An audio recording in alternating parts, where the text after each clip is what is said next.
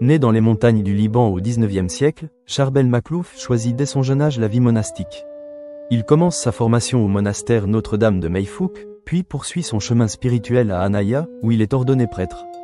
Là, parmi les pierres anciennes et les vallées immenses, il vit dans la prière, le silence et l'humilité.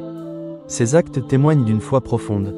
On raconte qu'une lampe s'alluma avec de l'eau au lieu d'huile, qu'un enfant mourant guérit simplement par un geste de compassion, et que des champs, ravagés partout par les sauterelles, restaient intacts sous son aspersion d'eau bénite. La nature elle-même semblait répondre à sa présence. Plus tard, il se retire à l'ermitage des Saints Pierre et Paul, où il mènera une vie d'ascèse totale. Après sa mort, son corps incorrompu et un mystérieux liquide lumineux donneront naissance à des milliers de guérisons et de témoignages venus du monde entier. Aujourd'hui encore, sur les hauteurs d'Anaya, les pèlerins viennent des quatre coins de la terre. Ils marchent sur les chemins qu'il a foulés, cherchant ce que Charbel a laissé derrière lui, une lumière discrète, mais assez forte pour traverser les siècles.